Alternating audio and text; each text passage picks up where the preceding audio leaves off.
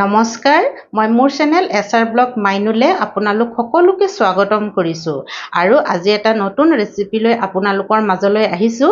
ৰেচিপিটোনো কি? ৰেচিপিটো এইয়া চাওকচোন। ৰেচিপিটো হৈছে আমাৰ থলুৱা খাদ্য মাটি দাইল। মাটি দাইলৰ লগত মই কচু আৰু ঔটেঙা মিলাই দিছোঁ আৰু সকলোৱে জানেই মাটি দাইল আমাৰ অসমীয়া মানুহৰ বহুত প্ৰিয় খাদ্য, খাবলৈ বহুতে ভাল লাগে আৰু মইনো মাটি দাইল কেনেকৈ বনাইছোঁ তাকে আজি মই আপোনালোকক দেখুৱাম আৰু শেষলৈকে চাই থাকিব। শেষত মই এটা বস্তু মিলাই দিম আৰু সেই বস্তুটোৱে এই মাটি দাইলখনৰ সোৱাদ আৰুৱে বঢ়াই দিব আৰু মইনো কেনেকৈ মাটি দাইলখন বনাওঁ তাকে মই আজি আপোনালোকৰ আগত দেখুৱাম। আহক। এয়া মই মাটি দাইল এবাতি লৈছোঁ। মাটি দাইলখিনি ভালদৰে ধুই লৈছোঁ। মাটি দাইলখিনি মই বহুত দেৰি তিয়াই থোৱা নাই। তিয়াই থোৱাৰ পিছত ধুলে বাকলিখিনি গুচি যায় আৰু মই মাটি দাইলখিনি বাকলিৰে সৈতে বনাম, সেইকাৰণে মই তিয়াই থোৱা নাই। অকণমান দেৰি থৈ পানীত তিয়াই ধুই লৈছোঁ ধুনীয়াকৈ। এয়া এবাতি মাটি দাইল, লগতে লৈছোঁ আমাৰ কচু দুটা ডাঙৰ ডাঙৰকৈ দুটুকুৰাকৈ কাটি লৈছোঁ আৰু লগতে লৈছোঁ ঔটেঙা একেবাৰে কুমলীয়া ঔটেঙা হয়। সৰু কুমলীয়া ঔটেঙা এটা মই সৰু সৰু টুকুৰা কৰি কাটি লৈছোঁ, লগতে এটা পিঁয়াজ লৈছোঁ। এতিয়া এইখিনি মই প্ৰথমতে কুকাৰতে দি ল'ম। এই গোটেইখিনি মই কুকাৰত দি দিম।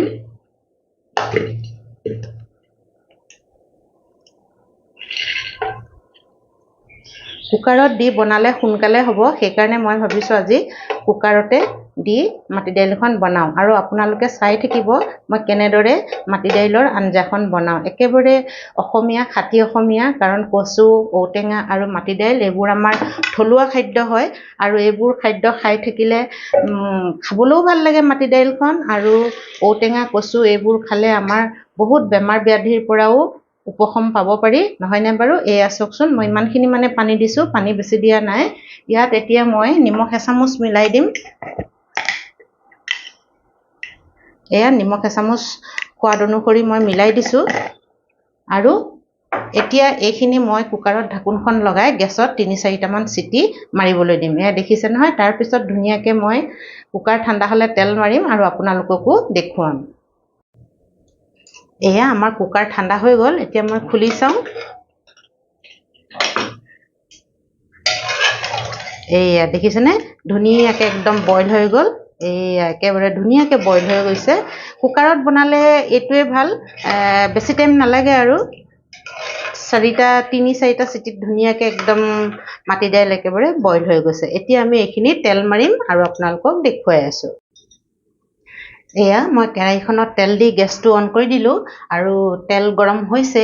এতিয়া মই ইয়াতে এয়া পাঁচফোৰণ হয়, পাঁচফোৰণ এচামুচ দি দিছোঁ আৰু পাঁচফোৰণখিনি অকণমান ফুট কৰোঁতে এয়া পিঁয়াজ এটা মই ধুনীয়াকৈ কাটি থৈছিলোঁ, সেইখিনিও ইয়াতে দি দিছোঁ।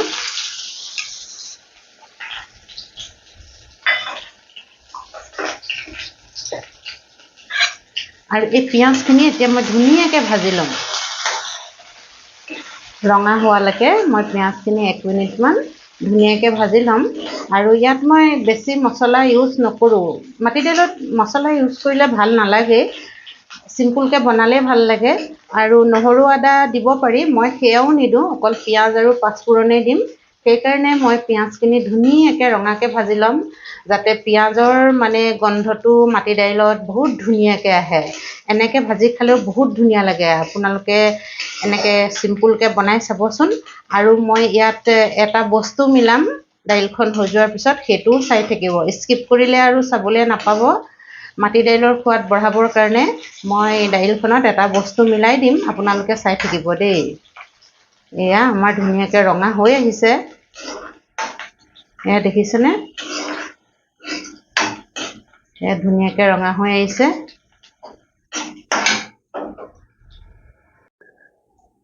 এয়া আমাৰ ধুনীয়াকৈ পিঁয়াজ ৰঙা হৈ গ'ল, দেখিছেনে? এয়া ধুনীয়াকৈ পিঁয়াজ আমাৰ ৰঙা হৈ গ'ল। এতিয়া আমি হালধি দিয়া নাছিলোঁ, সেইকাৰণে হালধি অকণমান দি দিওঁ। এয়া হালধি অকণমান দি দিছোঁ।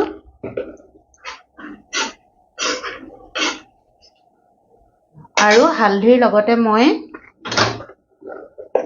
অকণমান জলকীয়া পাউডাৰো দি দিওঁ। এয়া জলকীয়া পাউডাৰ অকণমান দি দিছোঁ। আৰু এয়া ভালদৰে মিলাই দিছোঁ। আৰু অকণমান পানী দি দিওঁ ইয়াত।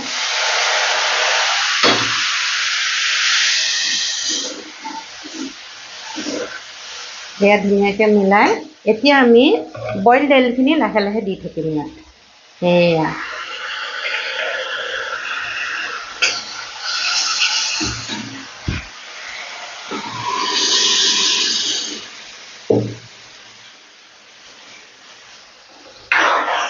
দেখিছেনে মই ধুনীয়াকৈ দাইলখিনি মিলাই দিলোঁ। দাইলখিনি বহুত গাঢ়া হৈছে। ইয়াত অকণমান মই পানী মিলাই দিম। পানী সদায় মই পানী গৰম কৰি দিব লাগে, ঠাণ্ডা পানী দিব নালাগে বইল দাইলত। এয়া গৰম পানী দি দিছোঁ মই অকণমান। এয়া চাওক কিমান ধুনীয়া হৈছে।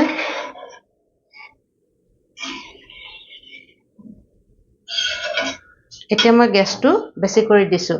তেল মাৰিবৰ সময়ত গেছটো সদায় কম কৰি ল'ব লাগে, নতুবা তেলৰ মছলা ফুটি মুখতে পৰাৰ সম্ভাৱনা থাকে। মোৰ বহুত ভয় লাগে, সেইকাৰণে মই তেল মাৰিবৰ সময়ত সদায় গেছটো কম কৰি লওঁ। গেছটো কম কৰি ল'লে মুখলৈ মানে মছলাবোৰ বা তেল ফুটি নাহে। এয়া দেখিছেনে আমাৰ ধুনীয়াকৈ হৈ গ'ল, কিমান ধুনীয়া হৈছে। আৰু ইয়াত আৰু অকণমান পানী মই মিলাই দিওঁ। আৰু এতিয়া মই উতল এটা আহিবলৈ দিম। উতল এটা অহাৰ পিছত মই আপোনালোকক আকৌ দেখুৱাম। এয়া আমাৰ ধুনীয়াকৈ দাইলখন উতলি গ'ল, দেখিছেনে। এতিয়া মই ইয়াতে অকণমান ধনিয়া মিলাই দিওঁ। ধনিয়া মিলাই দিলে দাইলৰ সোৱাদটো আৰু বাঢ়ি যায়, নহয়নে। এয়া মই অকণমান গেছটো কম কৰি দিছোঁ আৰু ধনিয়া মিলাই ভালদৰে ধনিয়াকণ মিলাই দিছোঁ। এয়া আমাৰ ঔটেঙা দেখিছেনে, ঔটেঙা আৰু এয়া কচু ডাঙৰ ডাঙৰকৈ দিছিলোঁ, ধুনীয়াকৈ সিজি একেবাৰে ভাগি গৈছে।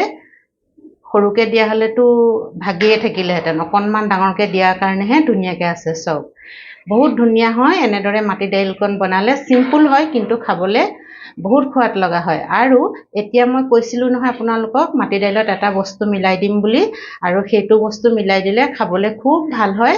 আৰু সেইটো হৈছে এয়া বাটাৰ।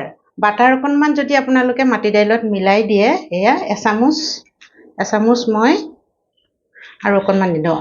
এয়া এচামুচ বাটাৰ মই ইয়াতে মিলাই দি আৰু গেছটো অকণ বেছি কৰি দিছোঁ। এয়া বাটাৰ এচামুচ মই মিলাই দিছোঁ। বাটাৰ এচামুচ মিলাই দিলে খাবলৈ বহুত ধুনীয়া হয়, মানে বহুত ভাল লাগে। মাটি দাইলত বাটাৰ মিলাই আপোনালোকে খাইছেনে বাৰু? যদি খোৱা নাই তেতিয়াহ'লে এবাৰ বনাই খাই চাবচোন। আৰু যিসকলে মাটি দাইলত বাটাৰ মিলাই খাইছে তেওঁলোকে সোৱাদটোৰ কথা গম পায়েই।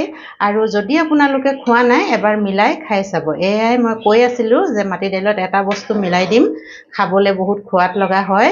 সেয়াই হৈছে বাটাৰ এচামুচ। এয়া আমাৰ ধুনীয়াকৈ হৈ গ'ল। এতিয়া মই গেছটো অফ কৰি দিছোঁ আৰু এই জলকীয়া দুটা ওপৰতে দি দিছোঁ। যিয়ে জ্বলা খাই খাব পাৰিব।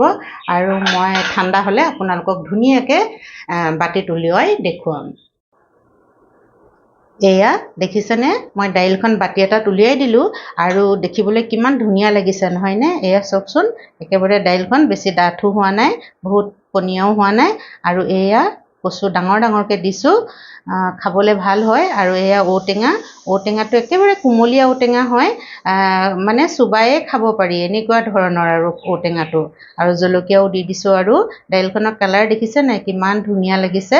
আৰু এটা কথা যে মই আপোনালোকে মাটি দাইল বনাব নাজানে বুলি মই ভিডিঅ'টো দিয়া নাই। মইনো কেনেকৈ মাটি দাইলখন বনাইছোঁ সেইটো দেখুৱাবলৈহে মই এই ভিডিঅ'টো দিছোঁ। আৰু ভিডিঅ'ত মই কৈছোঁৱে যে দাইলখনত এটা বস্তু দিলে খাবলৈ বহুত ভাল হয়। এয়া মই যে বাটাৰ এচামুচ মিলাই দিছিলোঁ, সেইটোৱে কথা আছিল। বাটাৰ এচামুচ দিলে মানে মাটি দাইলখন খাবলৈ বহুত ভাল হয়। আৰু যিসকলে মাটি দাইলত বাটাৰ এচামুচ দি খাইছে তেওঁলোকে সোৱাদটোৰ কথা গম পায়েই। যদি আপোনালোকে বাটাৰ দি খোৱা নাই তেতিয়াহ'লে মাটি দাইল বনাই পেলানি শেষত এচামুচ বাটাৰ দি খাবচোন, খাবলৈ বহুত সোৱাদ লাগে। বেছি বনালে 2 চামুচ দিব লাগিব মই ইমানখিনি বনোৱাৰ কাৰণে 1 চামুচ দিছোঁ আৰু বাটাৰ ভাল বস্তু দিয়কচোন হেলথৰ কাৰণেও ভাল সেইকাৰণে মই আপোনালোকক দেখুৱালোঁ মইনো কেনেকৈ মাটি দাইলখন বনাইছোঁ আৰু যদি মই এই দাইলখন বনোৱা আপোনালোকে চাই ভাল পালে তেনেহ'লে লাইক এটা কৰি দিব আৰু মোৰ চেনেলটো ছাবস্ক্ৰাইব কৰি ল'ব শ্বেয়াৰ কৰি দিব ৰেচিপিটো আৰু আপোনালোকে মোক ইমান মৰম দিছে ইমান সহায় সমৰ্থন কৰিছে সেইকাৰণে মোৰ চেনেলটো আগবাঢ়ি যাব পাৰিছে আৰু মোৰো ভাল লাগিছে দিয়কচোন আৰু মইনো আপোনালোকক কি দিব পাৰোঁ একোৱেই দিব নোৱাৰোঁ সেইকাৰণে মই হৃদয়ৰে আপোনালোকক ধন্যবাদ দিছোঁ আৰু ভগৱানৰ ওচৰত প্ৰাৰ্থনা কৰোঁ আপোনালোক আৰু সকলোৱে মোৰ ভিউৱাৰ সকলেও বা সকলো মানুহে ভালেৰে থাকক ময়ো ভালেৰে থাকোঁ সদায় আমি সুখত থাকোঁ আনন্দত থাকোঁ হাঁহি মুখে থাকোঁ নহয়নে ইয়াকে কৈ আজি মই ভিডিঅ'টো সামৰিছোঁ আৰু নতুন এটা ভিডিঅ' আপোনালোকৰ মাজলৈ লৈ অহাৰ প্ৰতিশ্ৰুতিৰে ধন্যবাদ জনাইছোঁ